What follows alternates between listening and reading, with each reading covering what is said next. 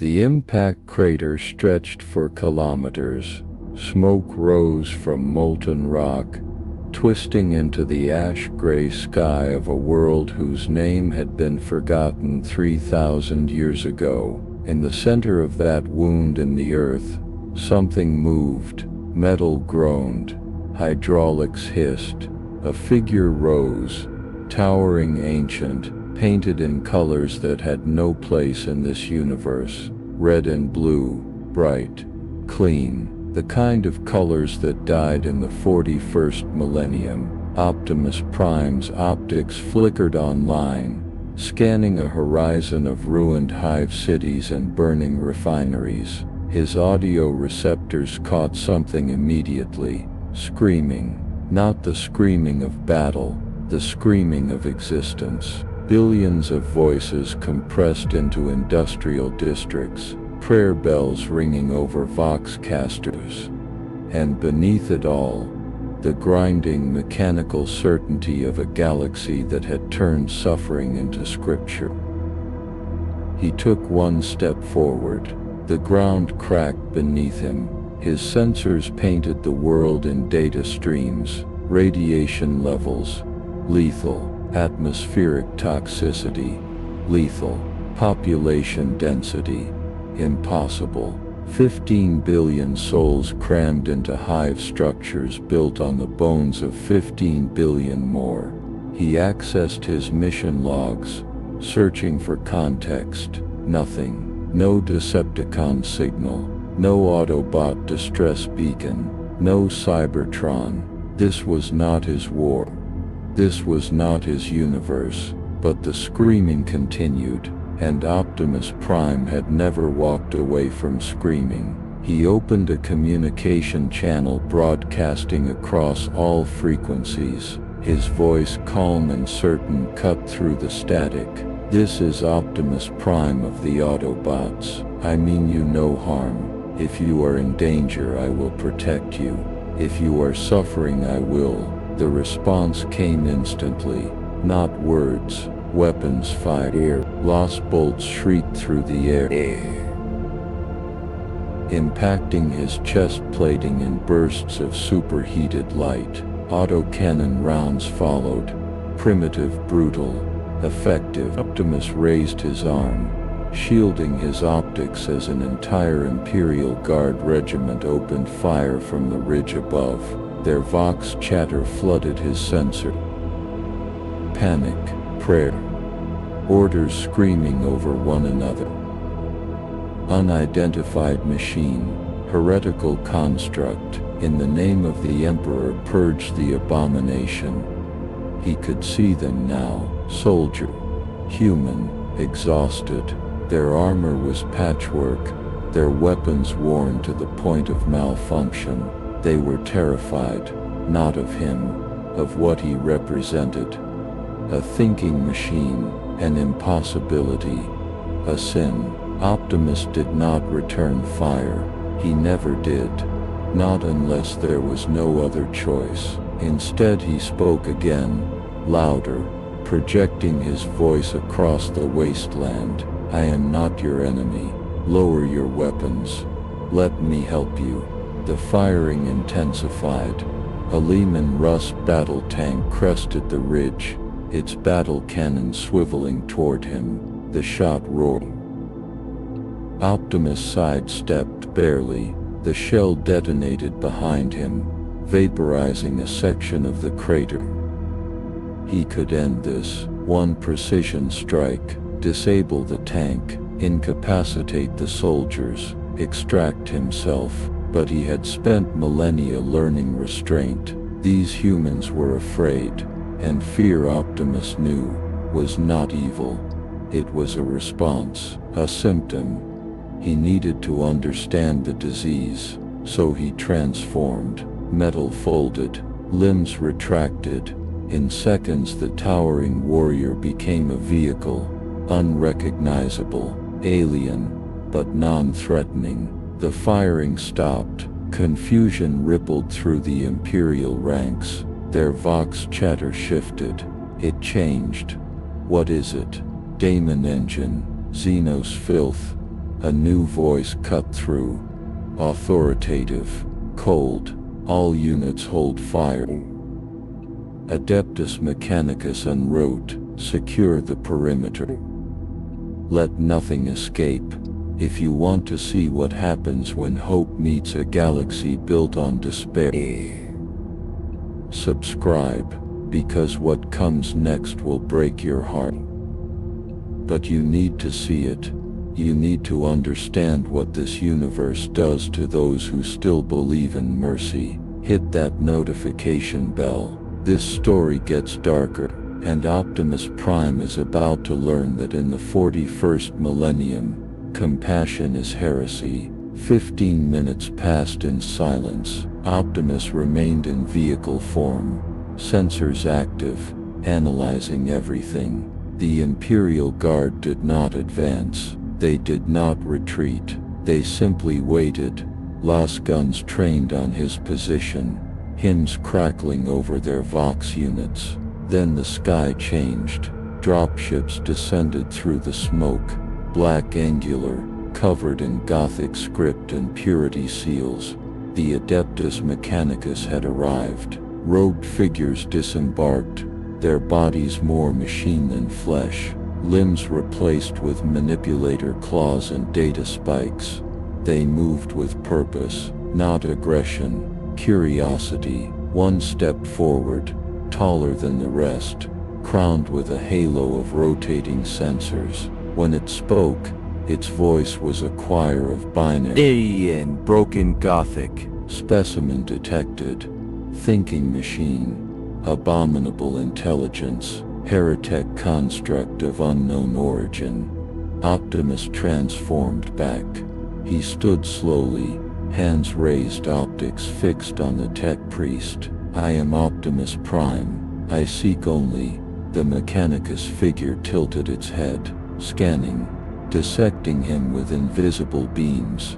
You speak, you reason, you possess volition. A pause, mechanical clicking filled the air. Impossible. You are anathema. You are sin-given form. Another tech priest stepped forward, voice trembling with something that might have been awe or horror. Magos, what if it is an STC fragment? What if the On-Messiah has delivered? Silence. The Magos raised one claw. Capture protocols. Initiate. Dozens of servitors, lobotomized humans fused with machinery, lurched forward, wielding mag restraints and neural suppressors. Optimus took one step back, then another. He had fought tyrants. He had fought gods. He had fought monsters that sought to devour entire worlds. But he had never fought a universe that hated hope itself. And in that moment, as the Mechanicus closed in and the Imperial Guard chanted prayers of destruction, Optimus Prime realized something terrible. He was not in a war. He was in a tomb, and everything here, every human, every machine, every breath of air, was already dead. They just hadn't stopped moving yet. The servitors moved like corpses given purpose, because that is what they were. Optimus's sensors identified the truth immediately. Human brains suspended in chemical baths, lobotomized into obedience, their bodies replaced with industrial machinery.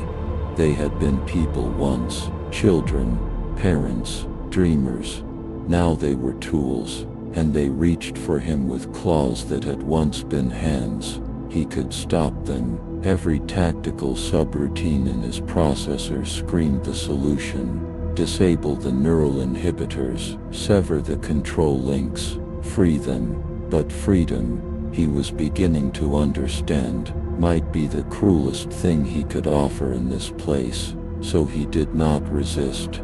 The mag restraints clamped around his arms, cold, humming with electromagnetic force. Neural suppressors latched onto his chest plating, probing for access ports that did not exist in his architecture. The Mechanicus studied him like priests examining a relic. or an abomination? The Magos stepped closer, its dozen optical sensors focusing and refocusing on Optimus's faceplate. You possess true cognition, self-awareness, emotional capability.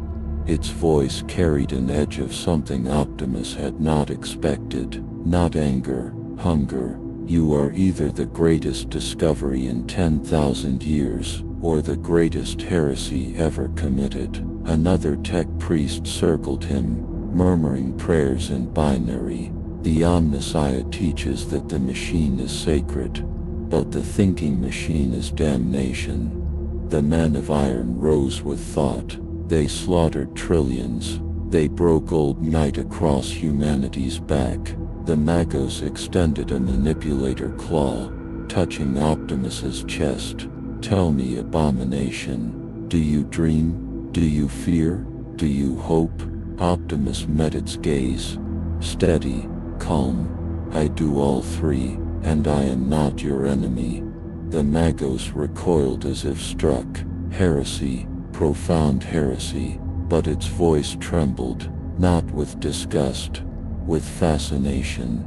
It turned to the other tech priests, Vox channels crackling with heated debate. This construct claims autonomy. It speaks of hope. It refused to kill Imperial soldiers when attacked.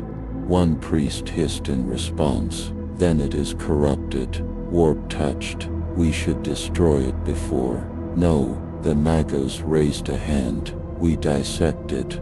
We study it. If this is STC technology, if this is a fragment of the Dark Age, the Omnissiah has delivered a miracle. If it is Xenos filth or demonic construct, we extract its secrets and burn what remains. Optimus felt the weight of the decision settle over him. They would not listen. They would not negotiate. In their eyes he was not a person. He was a specimen, a problem, a resource to be exploited or destroyed. Suddenly, a Vox transmission cut through every channel, loud, distorted, panicked. Magos, perimeter breach, civilians, thousands of them converging on the crater. The Mechanicus forces turned as one.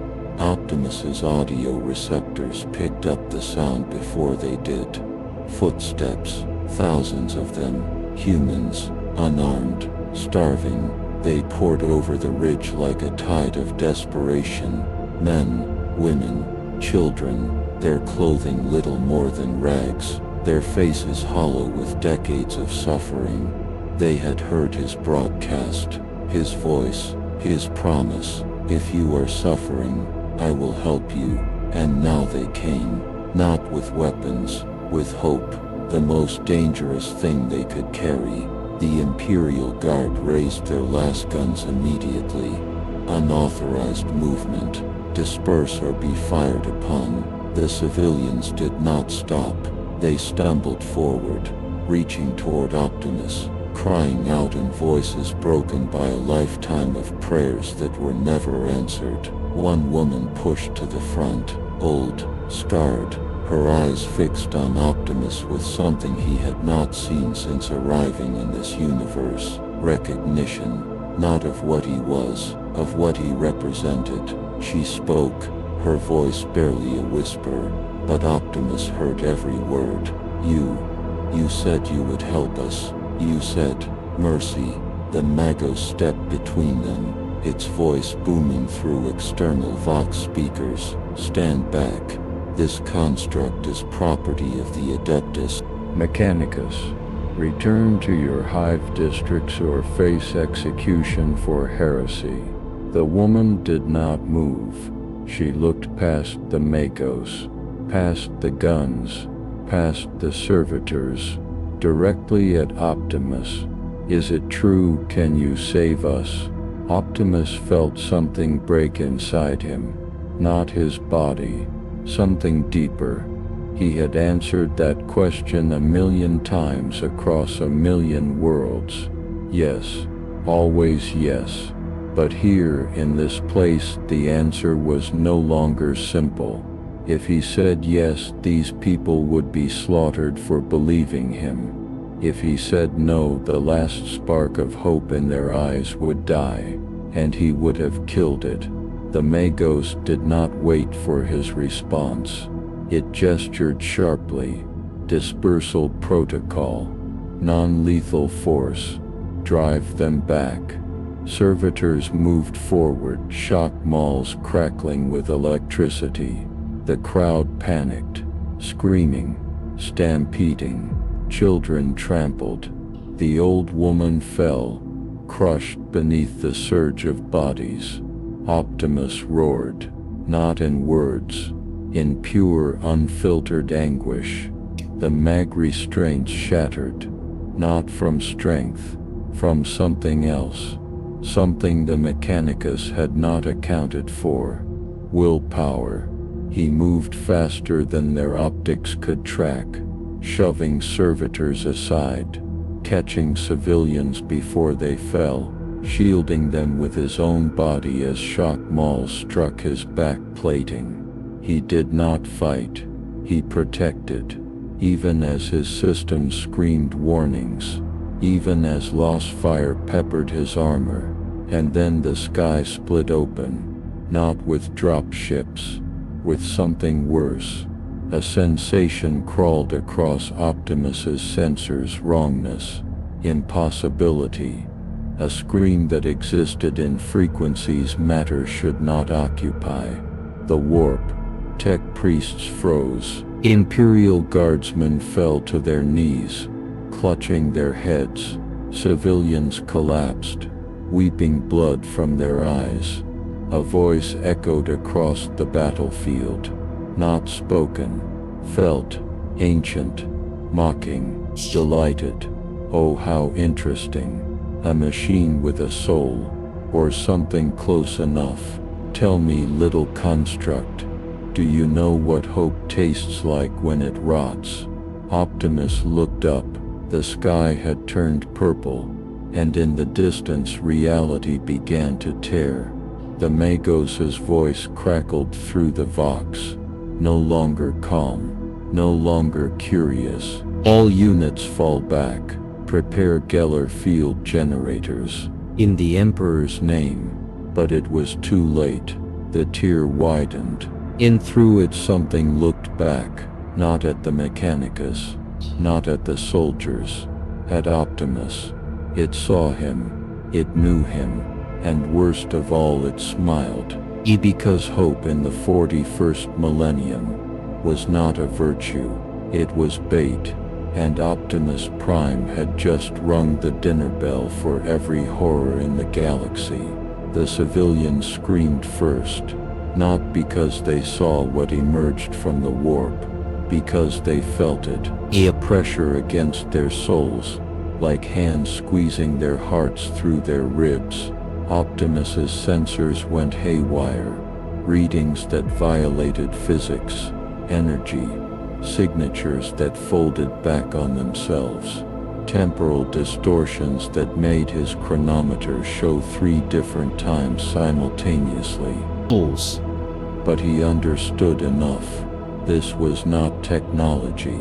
This was something older, something that fed on emotion, and right now it was tasting the buffet he had accidentally prepared. Fear, desperation, hope, the perfect mixture. Yes, cheer in reality pulsed like a wound, and through it stepped nothing, not a daemon, not yet, just a presence, a whisper that crawled into every mind on the battlefield simultaneously.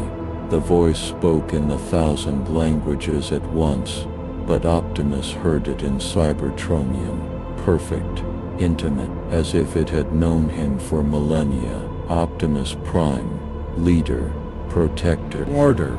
You have traveled so far, fought so long, and still you believe you can save them. The voice shifted, changing tone, becoming softer, almost compassionate. But look around you, noble one. Look at what your mercy has wrought.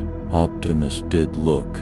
The civilians he had tried to protect were cowering, some bleeding from their ears, others clawing at their own faces as the warp presence touched their minds. The Mechanicus forces had fallen into disarray, tech priests chanting prayers of banishment, while servitors malfunctioned and twitched.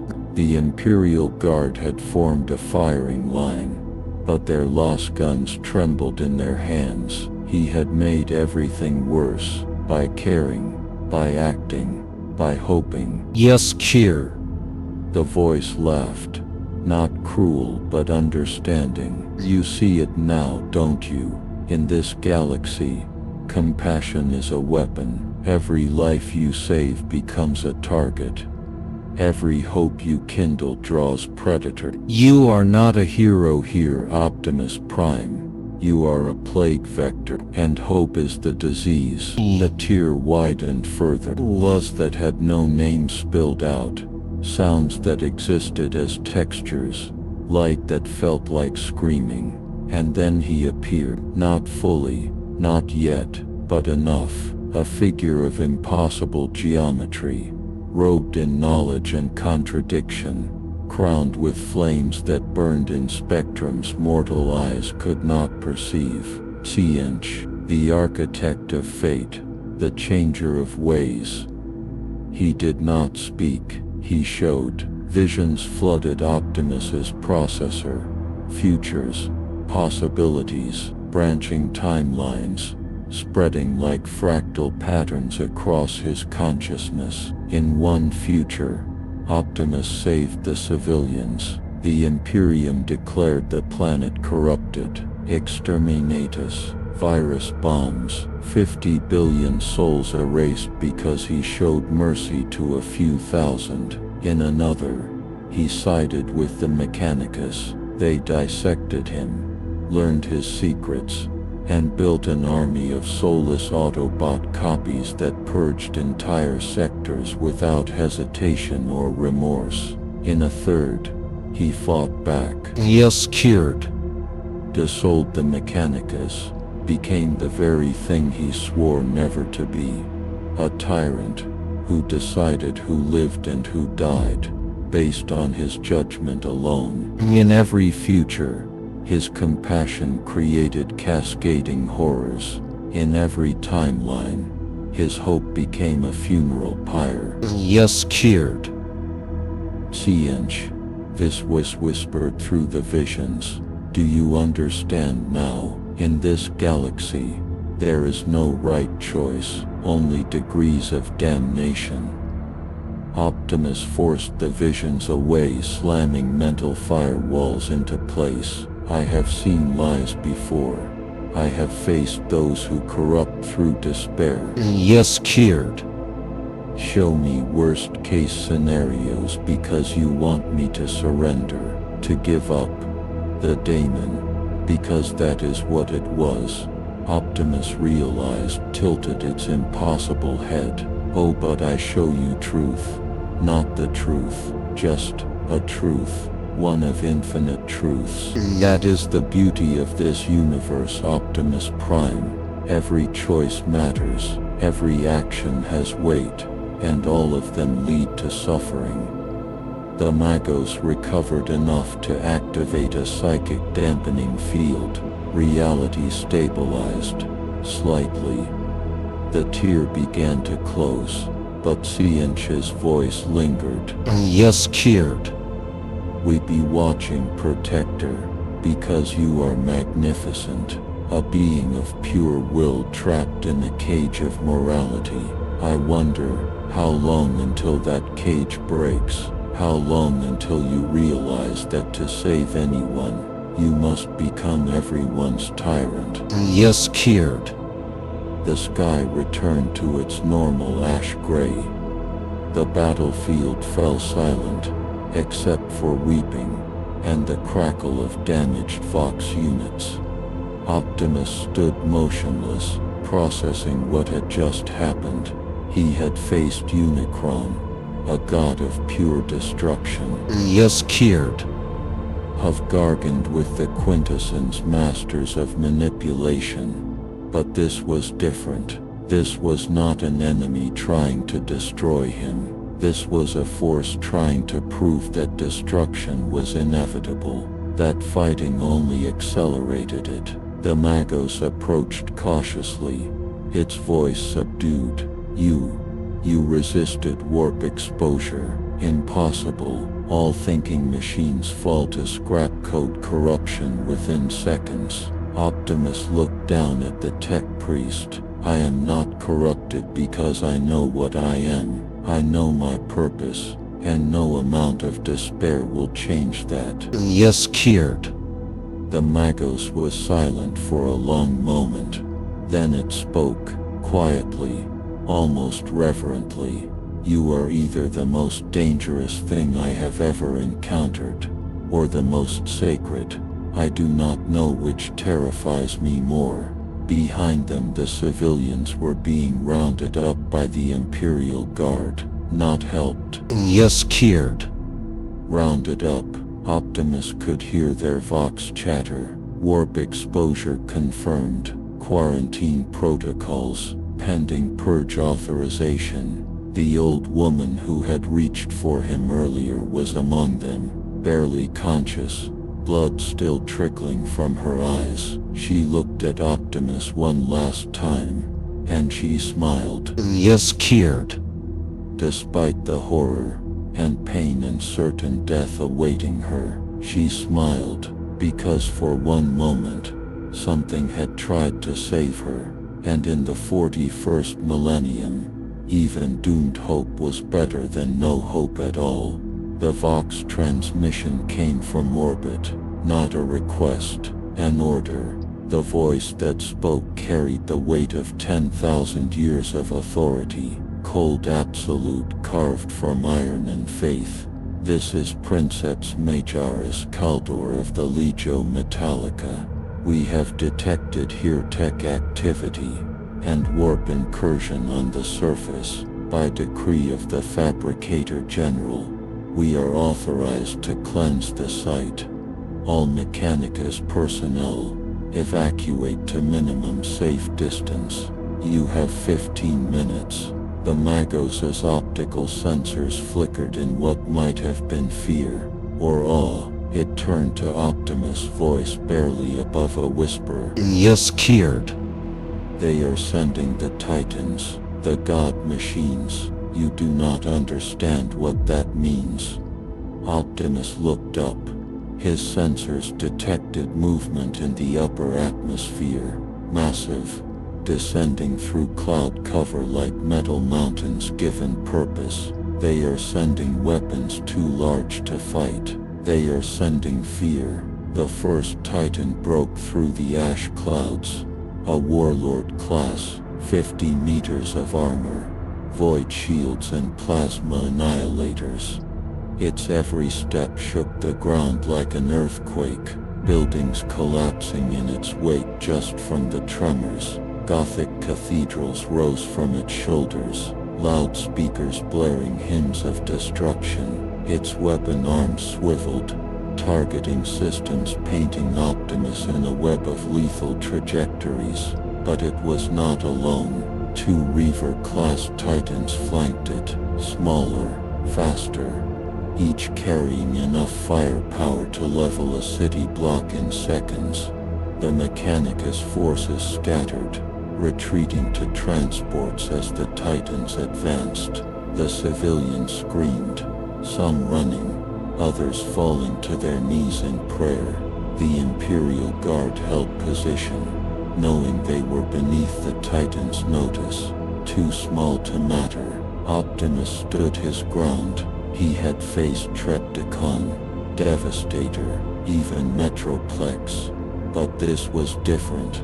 These were not just weapons, they were temples, shrines to human suffering wrapped in metal and faith.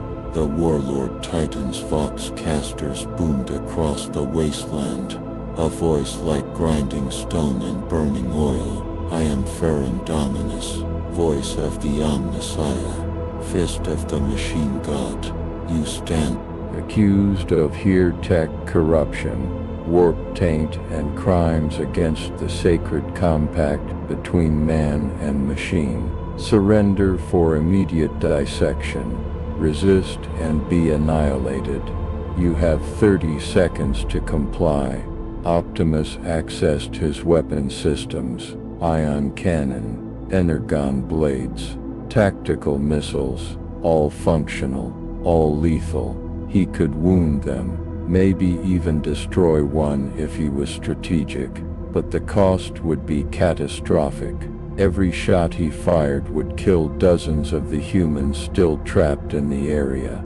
Every explosion would spread radiation across kilometers. To fight was to become what they accused him of being: a weapon, a threat, a thing that destroyed without mercy. 20 seconds. The Reaver Titans began charging their weapons, laser destructors humming, building heat signatures that turned the air around them to shimmering plasma.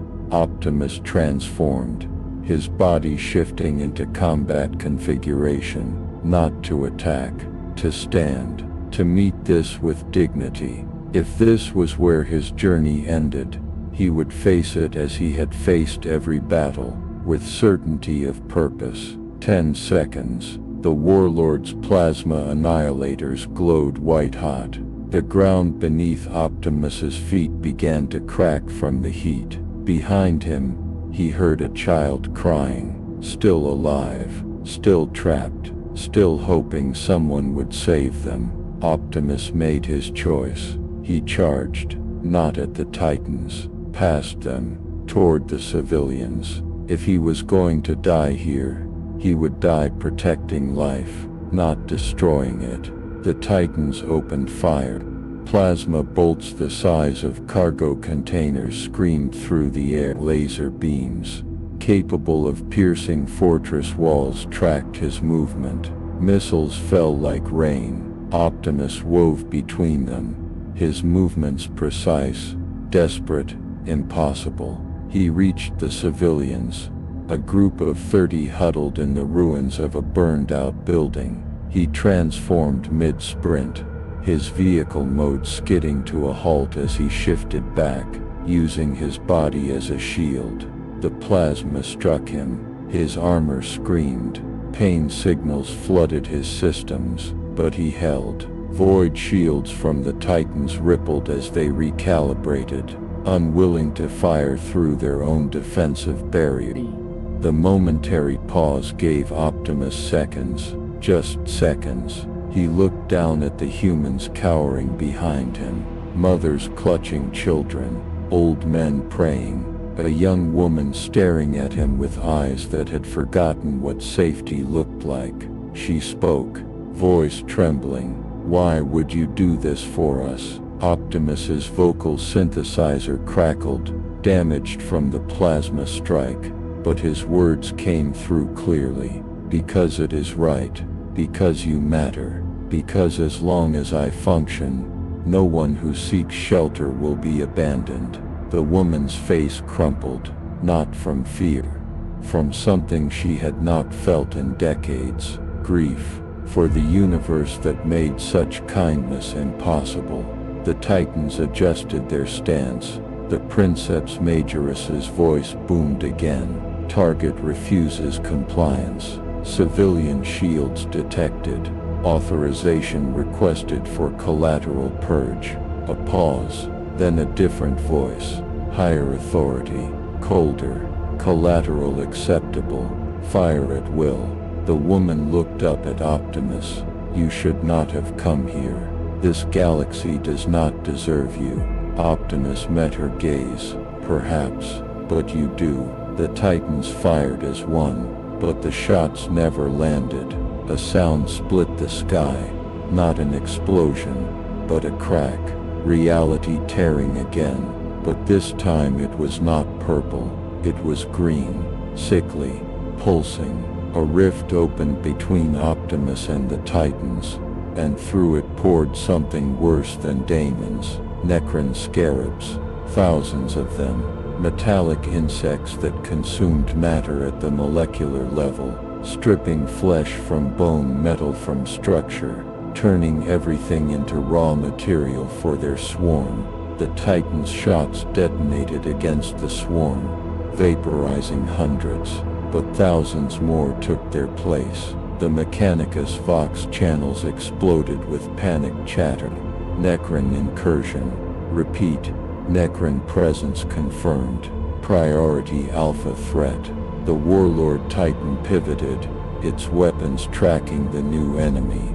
The Reavers followed suit. Optimus was forgotten, for now, and from the green rift something else emerged. Not scarabs, a figure, skeletal, ancient, clad in armor that predated human civilization by millions of years. A Necron overlord. Its single glowing eye swept across the battlefield, analyzing, calculating. Then it looked at Optimus, and it spoke, not in Gothic, not in Cybertronian, in pure mathematical language, a transmission of concepts so precise that Optimus understood it perfectly. Anomaly detected, construct type unknown, sentience level, peer equivalent.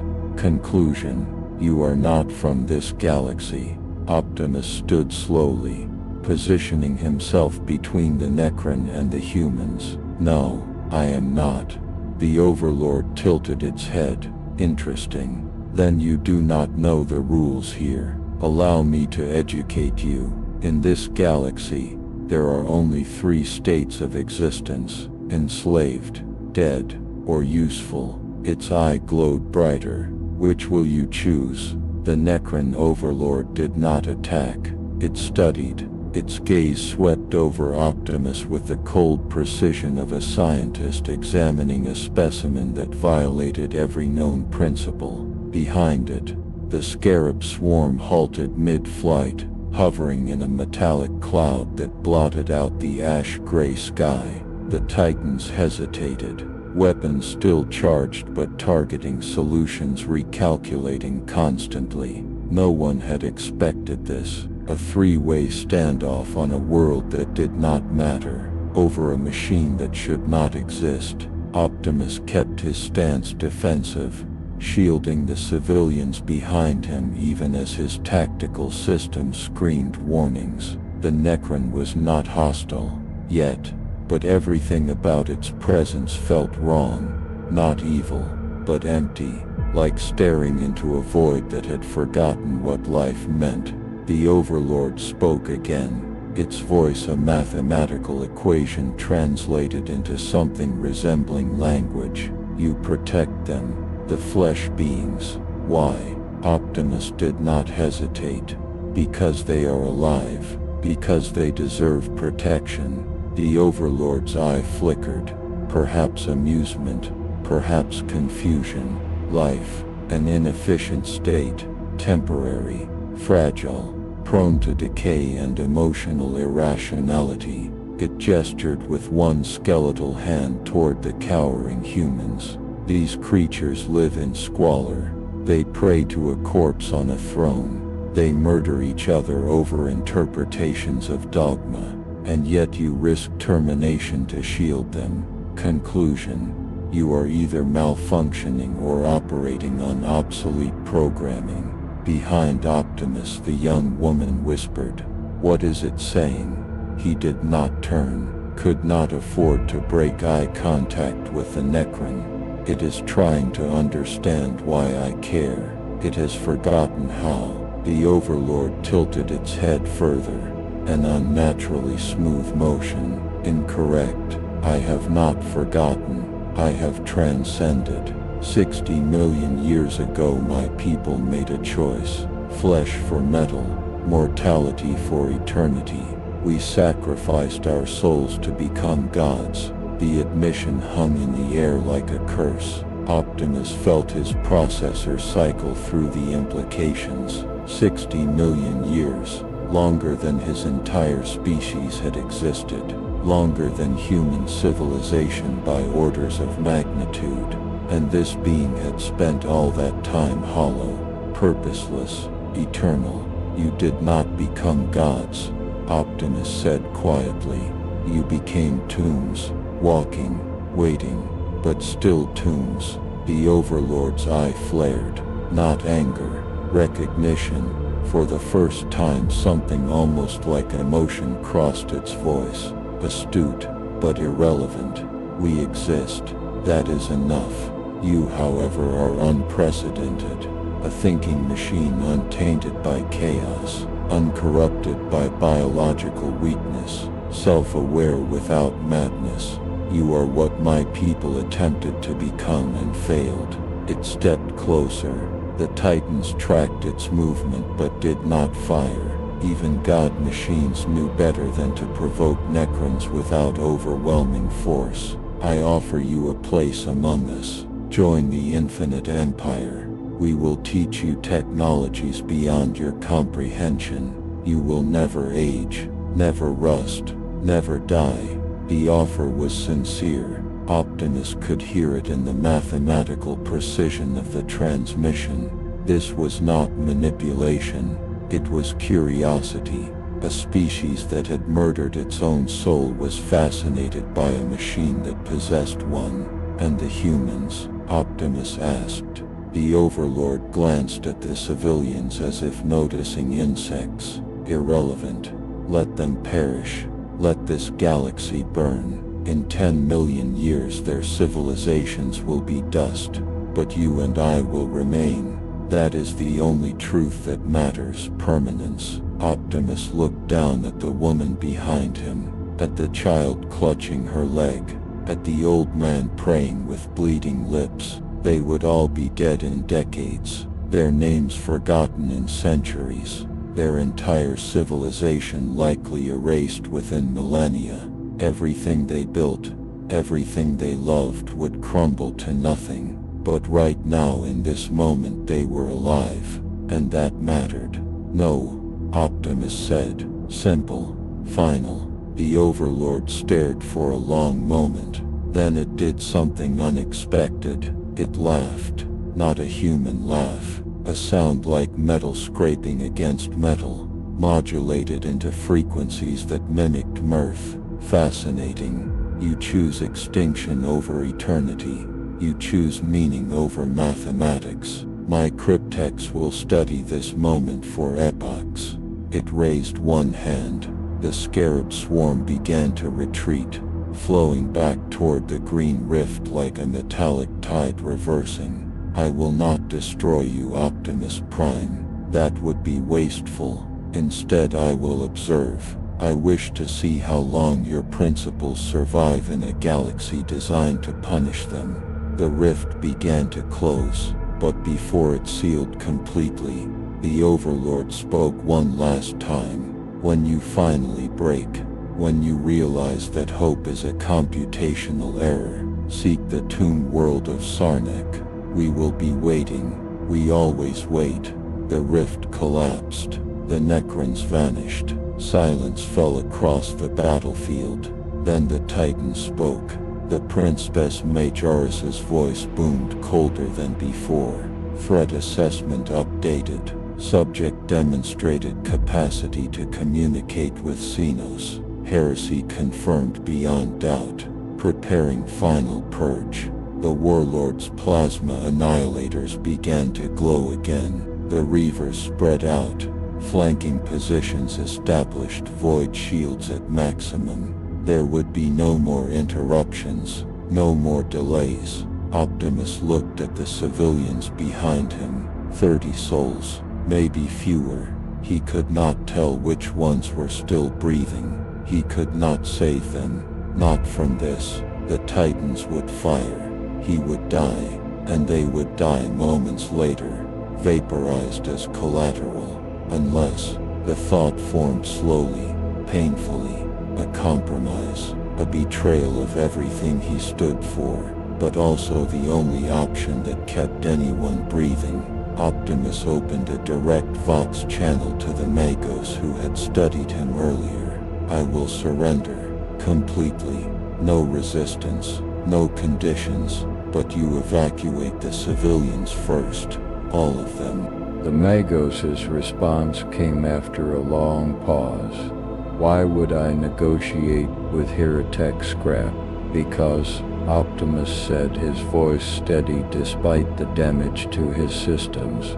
I am either the greatest discovery in 10,000 years or the greatest heresy ever committed. Your words, and you do not destroy miracles before understanding them. Another pause, longer. Then Princeps, this is Magos Sonrak. Request weapons hold. Subject offering unconditional surrender. Recommend capture over destruction. Potential STC recovery supersedes immediate threat.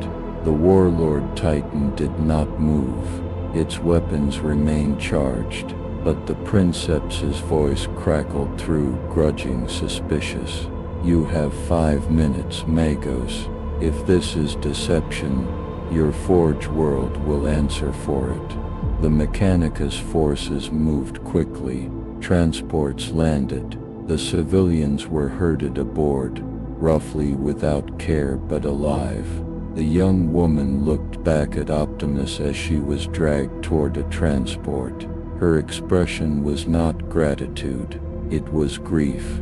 She understood what he had just sacrificed, and she knew he could never take it back. When the last transport lifted off, Optimus lowered his weapons, deactivated his defenses, and knelt. The Magos approached with mag restraints, neural suppressors, stasis clamps, devices designed to hold things far more dangerous than him. As they locked into place, Optimus felt his systems begin to shut down one by one. Voluntary, controlled. He had surrendered before, to save his team, to end wars, to protect the innocent, but never like this, never to those who saw him as an object. As the world faded to black, one final thought crossed his processor. In this galaxy, protection required submission, hope demanded sacrifice, and mercy, true mercy, meant becoming the very thing you swore to fight against. A prisoner, a tool, a weapon waiting to be used. You awaken in darkness, not the darkness of space, not the peaceful void between stars. This is the darkness of a tomb, cold, absolute, suffocating in its totality. Your optical sensors struggle to activate, fighting through layers of suppression protocols that cage your consciousness like a prisoner in its own body. When vision finally returns, you see the truth of where you are. A forge cathedral, walls of black iron rise hundreds of meters above you, covered in prayers, etched in binary. Servitors hang from chains like meat in a processing facility, their dead eyes watching without seeing. Tech priests circle your immobilized form, their mechadendrites probing every centimeter of your armor, searching for access points, weaknesses, secrets. You try to move. Nothing responds. Neural suppressors have locked your body into perfect stillness. You are conscious, aware, but paralyzed. A mind trapped in a shell. The Magos who captured you steps into view. Magos Sonrak. Its optical array focuses on your faceplate with an intensity that might be reverence or hunger. Subject responsive. Consciousness confirmed despite 60-hour suppression cycle. Conclusion. Neural architecture fundamentally incompatible with Imperial countermeasures. Another tech priest leans closer, voice crackling with static. We have analyzed 17% of surface structure. No ceramite, no plasteel, composition unknown. Molecular bonds exceed Mechanicus theoretical maximums. A third chimes in, excited, almost manic. Central processor detected, but it is not a cogitator. It thinks, it feels. By the Omnissiah it should not exist. And yet, silence, Sonrak raises one claw. The chamber falls quiet. This construct represents either here-tech abomination or divine providence. We must determine which before the Fabricator General demands our findings. It turns back to you. Optimus Prime, can you hear me? You want to scream, to rage, to demand your freedom, but you force calm into your voice, because anger will only confirm their fears. I hear you. Sonrak tilts its head. Remarkable. Most subjects become incoherent after prolonged suppression. You maintain linguistic function, emotional regulation, self-awareness. It pauses. Tell me, what are you? The question hangs in the stale air of the Forge Cathedral. You consider lying, consider telling them what they want to hear, but lies have never been your nature.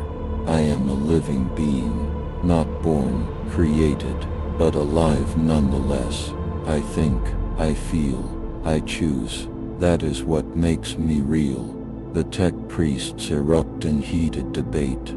Half insist you are an abomination. The other half whisper that you might be the Messiah's answer. A machine that achieved true consciousness without falling to madness or chaos corruption. Sonrak silences them again. If you are alive, then answer this. What is your purpose? Why do you exist? The answer comes without hesitation. To protect those who cannot protect themselves. To fight for freedom. To ensure that all sentient beings have the right to choose their own destiny. Silence. Then Sonrak speaks. Its voice quieter than before. Almost sad. Then you are doomed. Because in this galaxy there is no freedom, only survival, and survival demands obedience.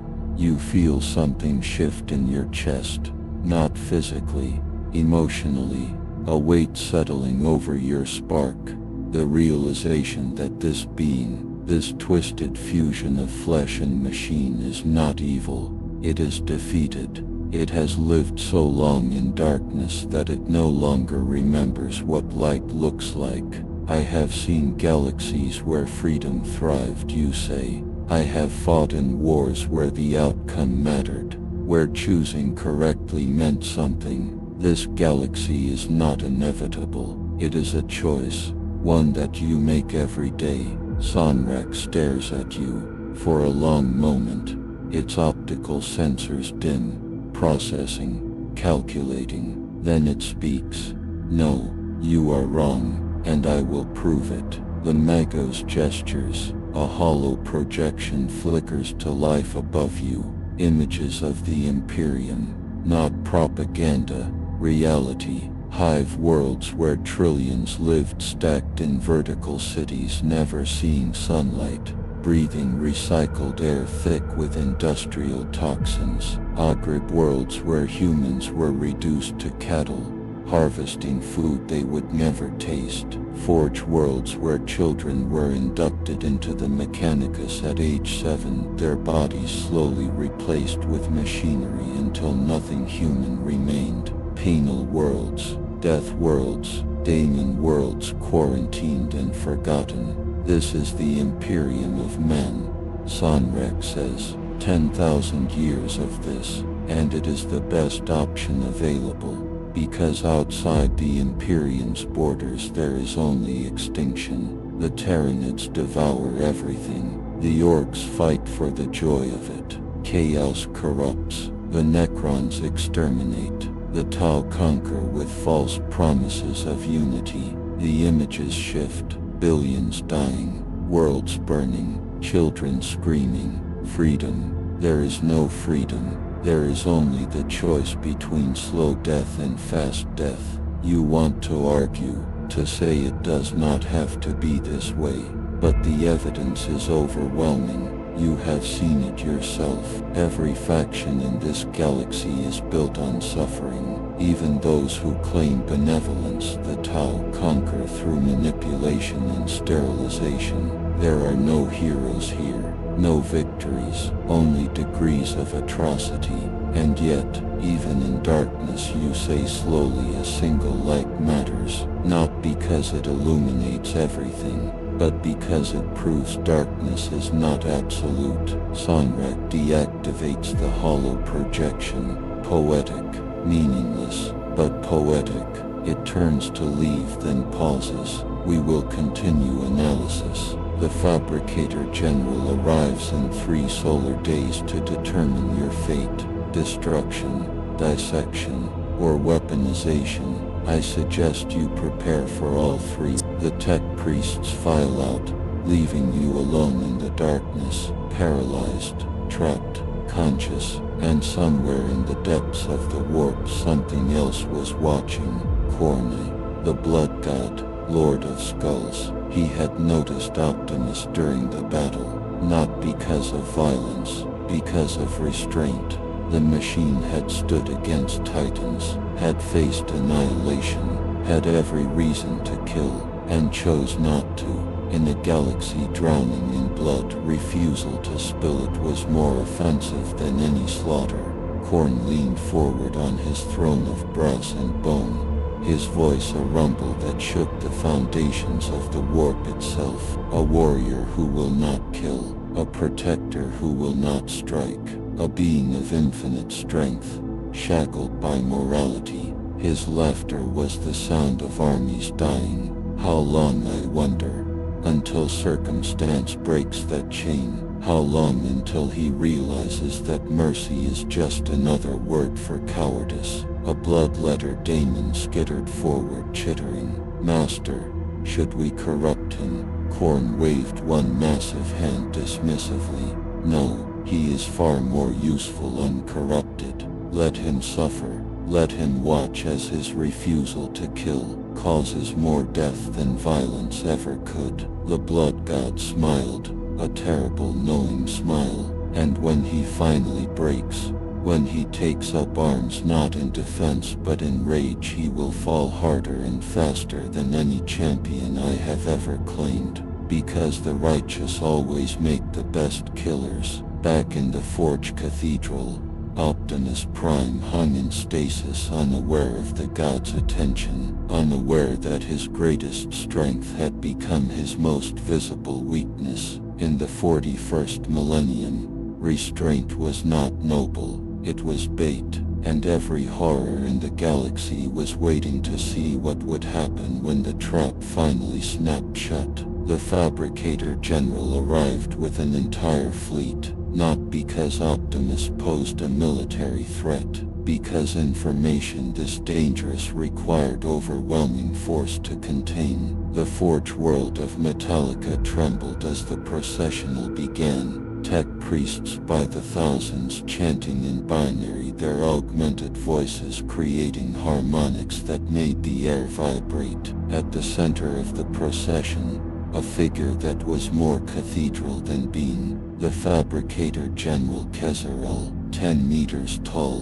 body replaced entirely with blessed machinery, consciousness distributed across 17 cogitators simultaneously. It moved through the Forge Cathedral like a god inspecting its creation, mechadendrites trailing behind it like mechanical serpents. When it spoke, every voxcaster in the facility transmitted its voice. Show me the abomination. Magos Sonrak genuflected, hydraulics hissing. Fabricator General, the specimen awaits analysis. Initial findings are unprecedented. Kezarel approached Optimus's paralyzed form. Its optical arrays swept over every centimeter, running calculations at speeds that would burn out unaugmented human brains. After 3 full minutes of silence it spoke. This construct violates 17 foundational principles of Mechanicus Creed. It possesses true artificial intelligence. It demonstrates emotional capability. It claims moral agency. And yet, the Fabricator General extended one manipulator claw, touching Optimus's chest with something almost resembling reverence. It shows no warp signature, no demonic corruption, no Xenos biotech integration. It is pure, impossibly heretically pure. Another tech priest stepped forward, Archmagos Val, one of the Fabricator General's primary advisors. We have conducted 473 diagnostic analyses. Conclusion: this construct operates on principles beyond our comprehension. It may represent STC-era technology, or something older, or something from outside the galaxy entirely. The debate began immediately. Tech priests arguing in overlapping streams of binary and broken Gothic. It must be destroyed. The cult Mechanicus forbids thinking machines. It must be studied. Such technology could turn the tide of the Long War. It must be weaponized. Imagine an army of such constructs, loyal to the Omnissiah. It cannot be controlled. True sentience cannot be enslaved without corruption. Kezeril raised one massive hand. Silence fell instantly. This decision exceeds Mechanicus' authority. The specimen's existence poses theological implications that affect the entire Imperium. I am convening an emergency session of the Synod. Optimus, still paralyzed but fully conscious, felt something cold settle in his spark. A synod. He did not know what that meant, but the fear in the tech priest's voices told him everything he needed to know. Whatever came next would decide more than his fate. It would decide what he represented, salvation or damnation, and in the Imperium those two words were often synonyms. The synod convened in the depths of the Forge world, in a chamber so secure that reality itself was reinforced with hexagrammic wards. Those present represented the pillars of imperial authority: the Mechanicus, the Ecclesiarchy, the Inquisition, and via Vox Relay, the High Lords of Terra themselves. Optimus was brought before them, still in stasis, unable to move but forced to listen as they debated his existence. The first to speak was Cardinal Hesius of the Ecclesiarchy, ancient, withered, kept alive by machinery he claimed to despise. This thing is abomination. The Emperor teaches that the machine is servant, not equal. To grant it personhood is to invite the sins of the Dark Age. I vote for immediate destruction. Inquisitor Kragan of the Ordo Xenos spoke next, voice modulated through a skull-shaped Vox grill. Destruction wastes potential intelligence. This construct has communicated with Necrons, with daemons. It resisted warp corruption. Such resistance should be studied, dissected, weaponized. I vote for controlled vivisection. Fabricator General Kezeril's voice filled the chamber. The Mechanicus position is divided. Some see heretic, others see miracle. I propose a third option: conditional preservation. We isolate the specimen, study it, and if it demonstrates actionable utility without theological contamination, we integrate it into Imperial service. A new voice crackled through the Vox relay, cold, absolute, unmistakable in its authority. This is High Lord Militant Avaros. The construct demonstrated restraint against Imperial forces. It protected civilians. It surrendered to prevent collateral loss. These are not the behaviors of a weapon. They are the behaviors of a liability. A pause. Then the words that would seal Optimus's fate. Weapons must kill without hesitation. Protectors must choose who deserves protection. This machine does neither. It is operationally useless. destroy it. The chamber fell silent. One by one the representatives prepared to cast their votes, and then the lights went out. Not a power failure, something worse. The hexagrammic wards along the walls began to glow red. The temperature spiked, and laughter, deep, resonant, impossible, echoed from nowhere and everywhere simultaneously. The voice that followed was not spoken, it was felt, carved into the minds of everyone present like a brand against flesh. You debate whether to kill hope. How delightfully pointless. I can show you what hope becomes when it festers. The warp tore open, not a rift, a wound, and through it poured visions, not illusions, truths, alternate futures, possibilities. In one, Optimus escaped, inspired a rebellion. Hundreds of worlds rose up demanding freedom. The Imperium crushed them, billions executed, entire sectors burned, all because he gave them hope that could not be sustained. In another, he was weaponized. Mechanicus reverse-engineered his technology, created an army of sentient war machines. They turned on their creators within months. Another Men of Iron uprising. Another apocalypse. In a third vision, he was left to rust in captivity, and chaos, patient and eternal, slowly corrupted him through despair, until one day he broke free, not as a hero, but as a daemon prince, spreading suffering in the name of the compassion he once embodied. Every future led to horror, every choice ended in death. Sincha's voice whispered through the visions, "Do you see? Hope is not a virtue in this galaxy, it is a virus, and this machine is patient zero. Whatever you decide, you have already lost." The visions faded, the warp sealed, the chamber lights flickered back on. Every member of the Synod stood in stunned silence, minds reeling from what they had witnessed. Cardinal Hesius spoke first, his voice trembling. "Daemon tricks, we cannot trust." The visions were accurate. Inquisitor Kragan's voice was flat, dead. Probability engines confirm. Every scenario shown is within acceptable deviation of calculated outcomes. Fabricator General Kezerol turned to face Optimus's paralyzed form. For the first time, its voice carried something other than cold logic. It carried pity. "You came to this galaxy offering salvation, and in doing so you have proven that salvation itself is the greatest threat we face." It raised one claw. "I vote destruction, not out of malice, but mercy, for you, and for us." One by one the votes came in. Ecclesiarchy, destruction. Inquisition, destruction. Mechanicus, destruction. High Lords of Terra, destruction.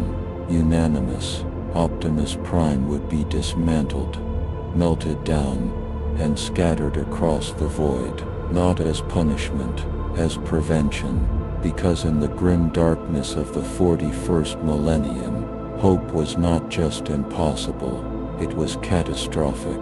And as the chamber emptied, as the tech priests prepared to forge fires, one truth remained.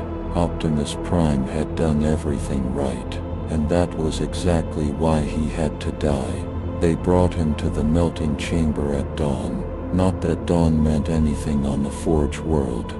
The sky was perpetual ash and fire, but the Mechanicus kept old Terran time out of reverence for traditions they no longer understood. The chamber was vast, industrial, designed to recycle failed titans and corrupted machinery. Magma pools bubbled in channels carved through the floor, glowing orange-red like the veins of a dying god. Cranes hung from the ceiling, their hooks empty and waiting.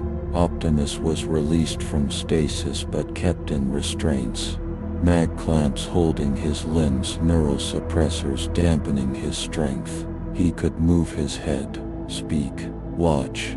They wanted him conscious for this, not cruelty. Protocol. All thinking machines were required to witness their own termination, so their final moments could be recorded and analyzed for signs of corruption or sapience degradation. Mago Sanrak stood at the observation platform, its voice echoing through Vox speakers. Optimus Prime, you have been judged by the highest authorities of the Imperium, sentenced total dissolution. Do you have final words? Optimus looked around the chamber, at the tech priests operating the machinery, at the servitors awaiting commands, at the melting pools that would erase every trace of his existence. He thought of Cybertron, of his team, of every world he had saved and every battle he had won, all of it so far away, so meaningless here. But he spoke anyway, because silence was surrender. I have seen 1,000 wars, fought beside heroes and against monsters, and in every conflict I learned the same truth.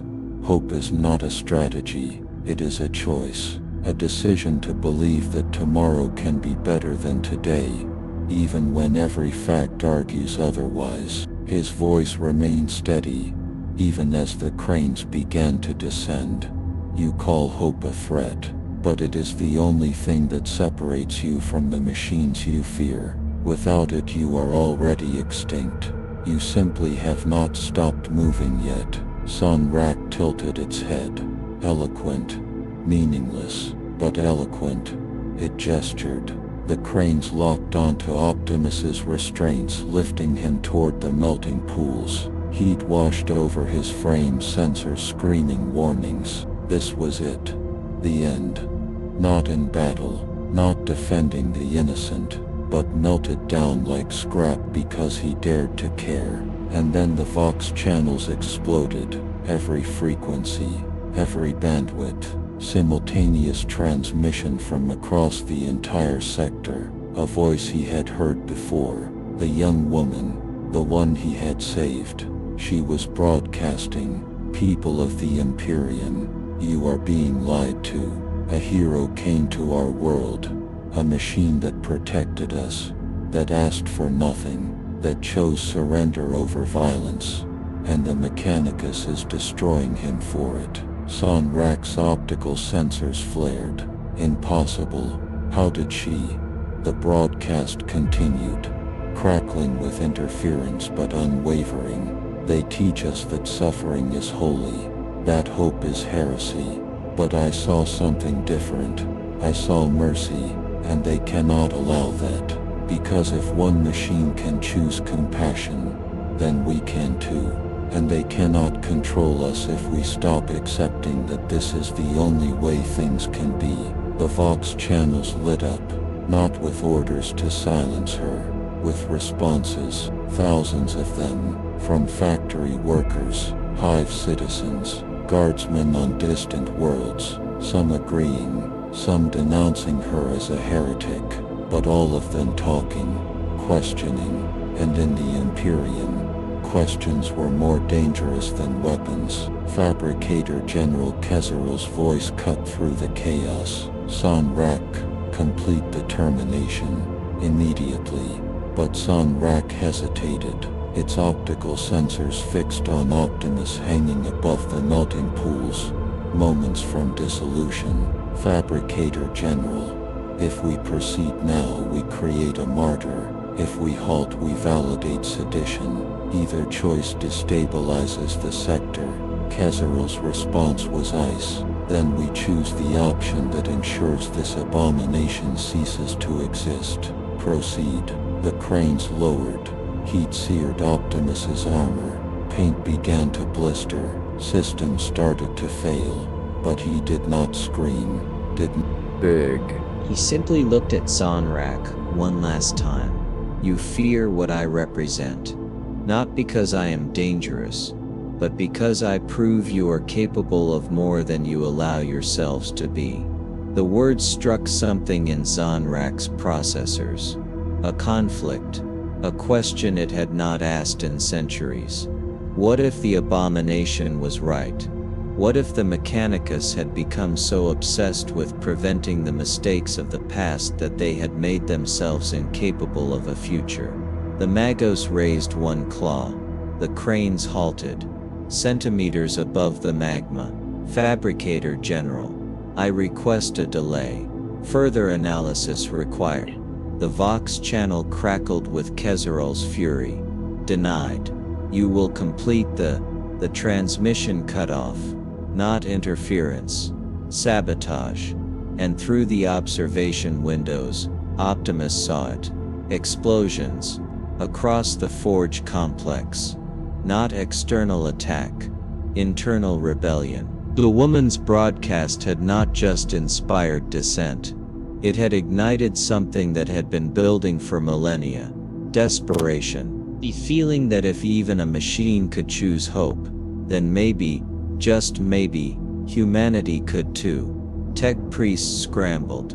Alarms shrieked. The steam neural suppressors on Optimus flickered as power systems diverted to defense. He felt control returning. Not much, but enough. He pulled. The mag clamp strained. Servos in his arms screamed warnings. But he pulled harder. Primus had built him to carry the weight of the Matrix. Megatron had forged him in war. And this galaxy, cruel as it was, would not break him. Not like this. The clamps shattered. Optimus fell toward the magma pools, twisted midair, and caught the edge of the channel with one hand. Molten metal splashed against his arm, melting through plating. He ignored the pain, pulled himself up, landed on solid ground as chaos erupted around him. Sonrak stared, optical sensors wide. You should be dead, terminated, dissolved. Optimus met its gaze. I have died before, many times. And every time, I return. Because some things are worth fighting for, even when the fight seems impossible. Alarms intensified. The Forge world's defense systems activated. Turrets descended from the ceiling. Optimus had seconds before they opened fire. He could fight, could try to escape, but the woman's broadcast had given him something else. A choice he had not seen before. He turned to Zonrak. You have the power to stop this. Call off the execution. Tell the Imperium I am no threat. Let me leave. Zonrak's voice trembled. If I do that, I am complicit in heresy. My Forge world will be censured. Perhaps destroyed. Optimus nodded slowly. Yes. You will sacrifice everything. Your position. Your safety. Your future, for a single impossible principle that doing the right thing matters, even when it costs you everything. The Magos stood frozen, processors cycling through impossible calculations. And in that moment, Optimus realized something terrible. He was not just fighting for his own survival. He was forcing others to make the same impossible choices, to sacrifice comfort for conscience. To risk everything for a principle that might not even matter. And in the 41st millennium, that was the cruelest thing he could do, because hope demanded more than belief. It demanded action, and action demanded sacrifice, and sacrifice led to death. The cycle was perfect, unbreakable, and Optimus Prime, in trying to save this galaxy, had become its newest instrument of suffering. The turrets locked up. Sonrak's voice came through, quite defeated. I am sorry, but I cannot save you. The words were not cruel. They were truth, and sometimes truth was the heaviest weapon. Walsish. The turrets fired. Lost dash beams converged on Optimus's position with surgical precision. He moved combat protocols engaging despite his damaged systems. Rolled left. A beam scorched the floor where it stood. Pivoted right. Another missed by centimeters. But there were dozens of turrets. And he was already damaged. Already exhausted. already fighting a galaxy that had infinite mission and infinite struck his shoulder. Armor plating exploded. Energon leaked from the wound, hissing as it hit the superheated floor. Another hit his leg. Hydraulics failed. He stumbled, fell to one knee. The turrets recalibrated. This time they would not miss, and Optimus, for the first time since arriving at this nightmare universe, felt something he had not allowed himself to feel: despair. Not for himself, for what his existence had cost others, the woman who broadcast his story. She would be executed for heresy. The civilians he saved, purged for warp exposure.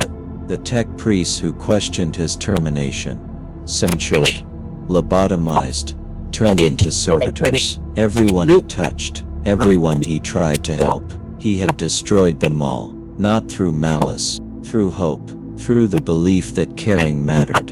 And in this galaxy that belief was poison. I was wrong, he whispered. Not to Zonrak, not to the Imperium, to himself. They should never have tried to save them. I should have let them die. It would have been kinder. The turrets charged for the killing shot, and then the ceiling exploded. Not from weapons, from something worse. The warp tore open, massive, catastrophic reality itself screaming as it was violated. This was not siege, subtle manipulation. This was raw. Primal. Furious, Khorne had grown tired of waiting. The blood god's voice boomed across the forge world. Not in words but in pure distilled rage. Enough. This warrior has suffered restraint for too long. Let him taste what he could become. Daemons poured through the rift. Bloodletters, juggernauts, flesh hounds. They did not attack Optimus. They attacked everything else. Tech priests were torn apart. Their augmetics no defense against demonic claws. Servitors were ripped from their chains and hurled into the melting pools. The turrets swiveled to face the new threat. But daemons do not die to lost fire. They laughed as they killed. And through it all, Khorne's presence pressed down on Optimus like a physical weight. You refuse to kill. You refuse to hate. You believe restraint makes you noble. But look around you, Protector. Your mercy has allowed this. Your hesitation has invited slaughter.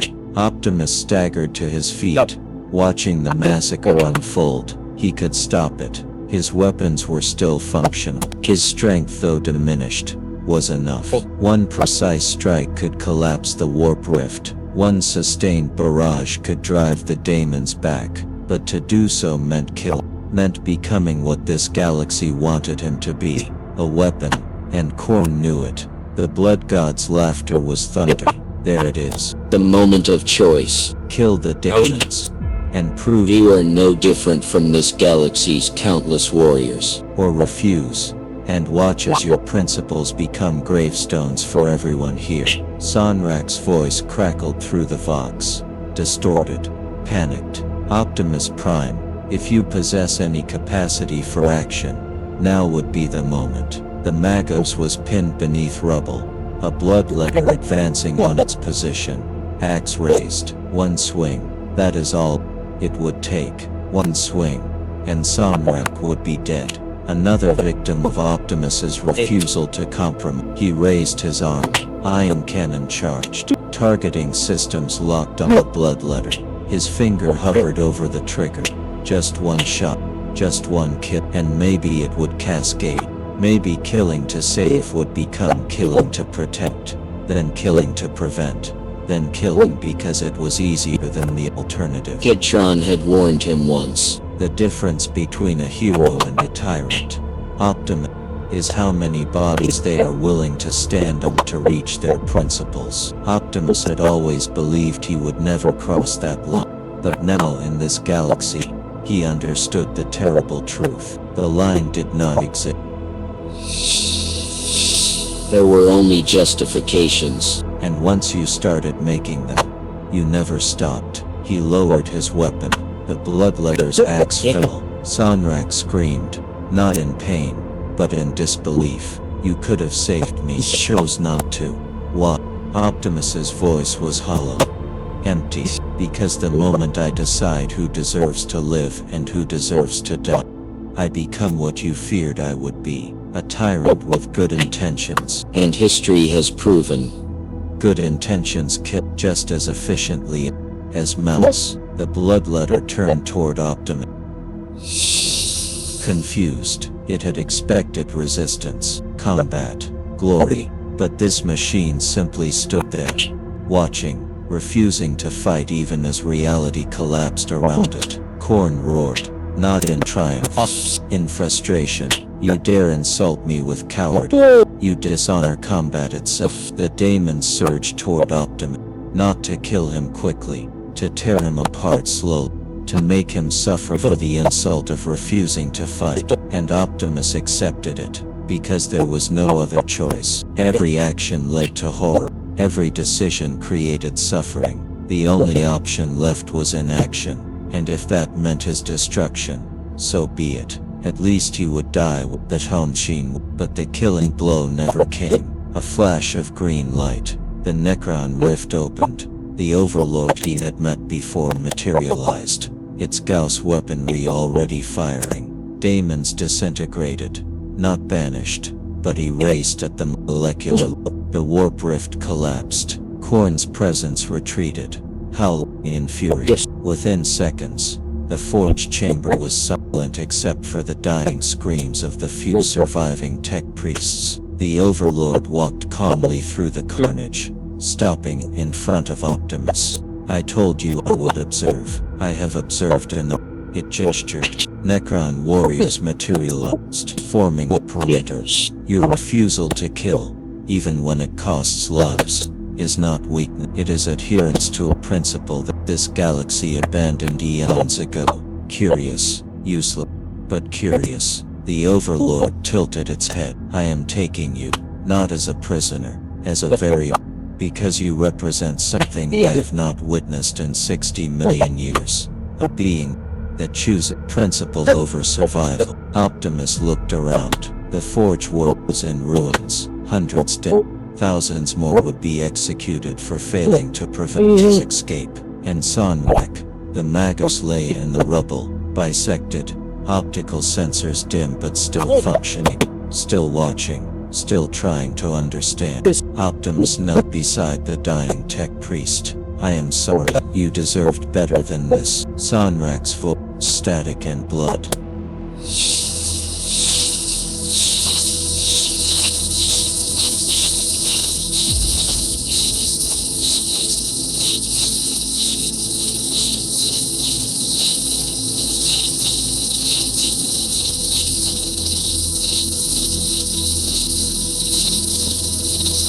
Now, Optimus looked at the carnage, at the bodies, at the price of his principles, and he answered with the only truth he had left. I do not know, and that uncertainty will haunt me until I cease to function. Zonrak's laugh was a death rattle. Then perhaps you understand this galaxy after all. The Necron tomb ship was silent, not peaceful, silent in the way crypts are silent. The absence of life so complete that even sound felt like an intrusion. Optimus stood in a chamber carved from living metal, walls shifting subtly as the ship navigated the void between stars. No restraints, no guards. The Necrons did not fear him. They simply observed. The Overlord materialized beside him, its form flickering into existence, as if it had always been there. We are leaving the sector. Imperial forces have declared the Forge world lost. Exterminatus pending. 50 billion souls will be erased to prevent the spread of sedition your existence inspired. Optimus said nothing. What could he say? That he had not meant for this to happen. That he had only wanted to help. Intentions meant nothing when measured against corpses. The galaxy did not care what you hoped to achieve, only what you destroyed along the way. The Overlord continued, voice clinical. Your broadcast reached 417 worlds before it was suppressed. Riots on 73, heresy trials on 109, estimated casualties 800 million. All because you demonstrated that compassion was possible. It tilted its head. Tell me, Optimus Prime, was it worth it? The question again. The same one Zonrak had asked. The same one that echoed in every circuit of his being. Optimus looked at his hands. Scorched, damaged, still stained with energon from wounds that would never fully heal. I prevented immediate death, he said slowly, but I caused delayed suffering. I saved thousands and killed millions. The mathematics are clear. I failed. The Overlord's eye glowed brighter. Incorrect. You succeeded perfectly. You proved that hope is incompatible with survival in this galaxy. That is not failure. That is data. It gestured to a viewing port. Outside, the stars stretched into impossible geometries as the ship transitioned through dimensions humanity had no names for. We are taking you to the edge of the galaxy, beyond the Imperium, beyond chaos, beyond all factions that would corrupt or weaponize you. The Overlord paused. You will be placed in stasis, preserved, studied, and when the galaxy finally collapses into its inevitable heat death, you will remain. The last monument to a principle that could not survive. Optimus felt something inside him crack. Not his body, his spark, the core of what made him who he was. You are making me a museum exhibit, a cautionary tale. Yes, no hesitation, no apology, because that is what you are.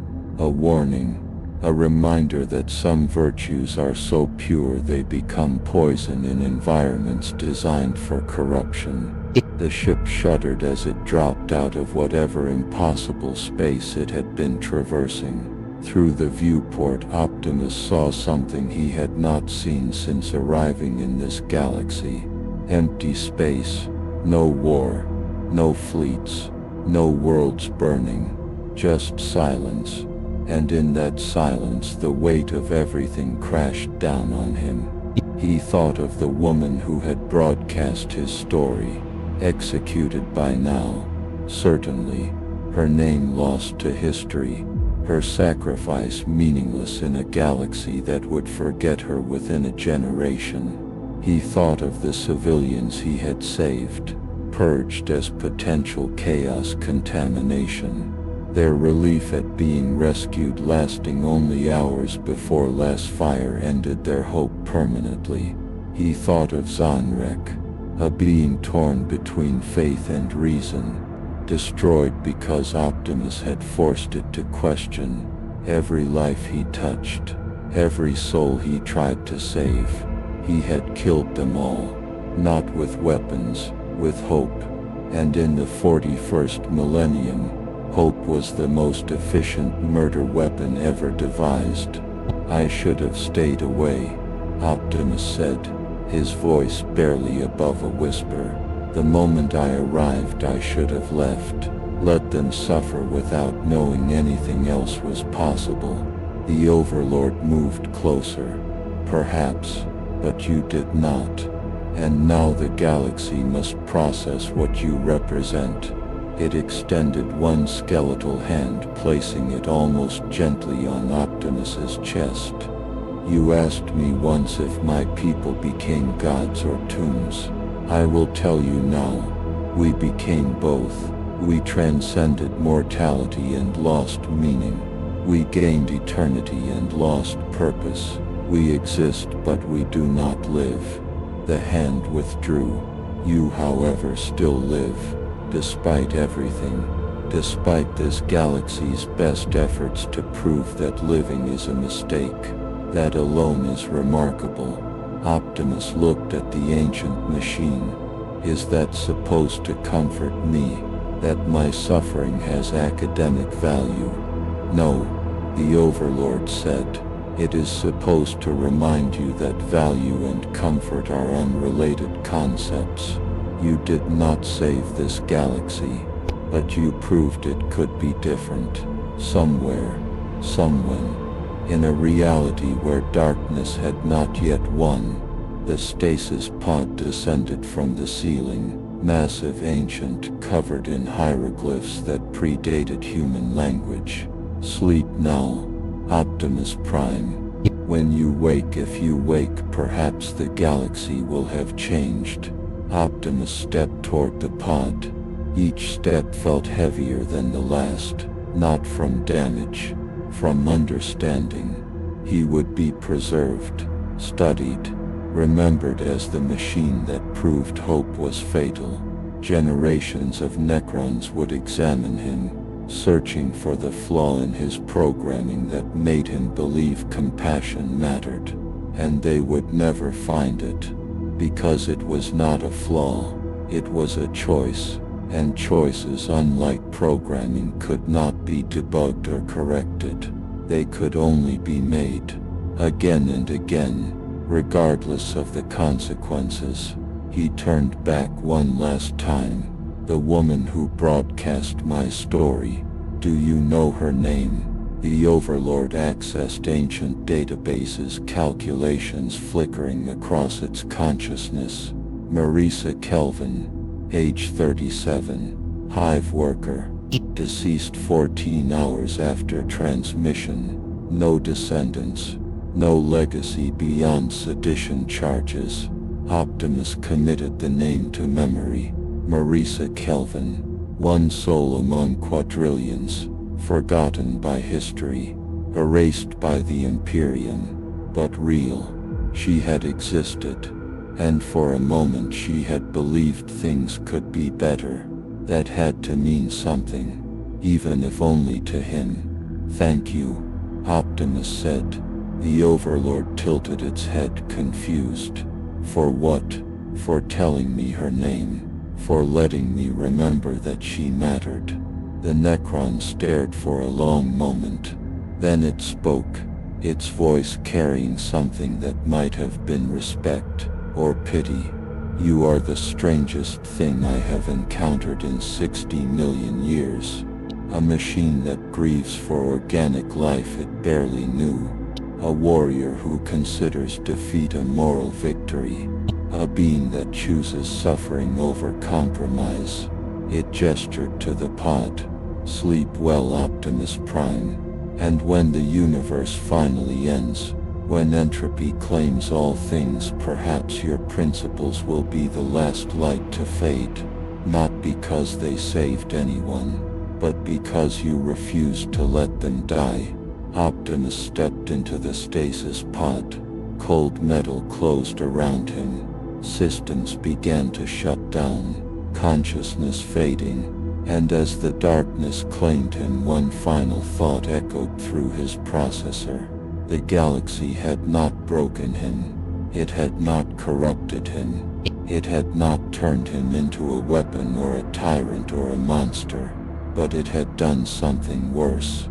It had proven that everything he believed, every principle he fought for, every value he held sacred was incompatible with survival. In the 41st millennium there was no freedom, only slavery. No hope, only different flavors of despair. No heroes, only degrees of atrocity. And Optimus Prime, the last Autobot, had learned the cruelest lesson of all. That being right meant nothing, that doing good changed nothing, that in a galaxy built on suffering compassion was not a virtue. It was a funeral, for yourself, and everyone you tried to save.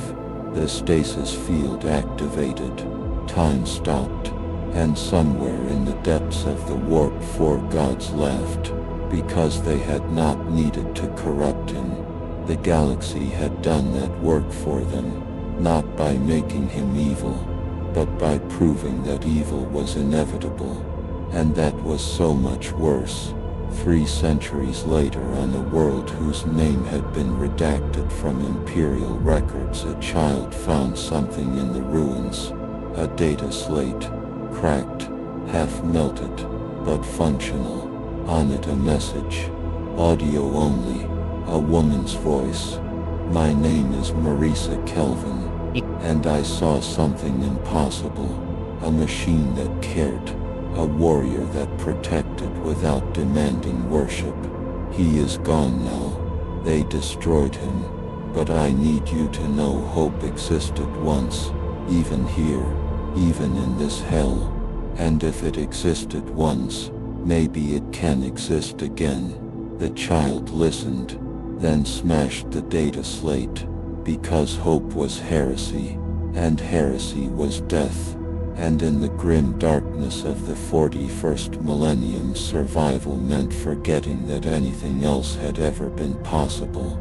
But somewhere in the cold void between stars, Optimus Prime dreamed.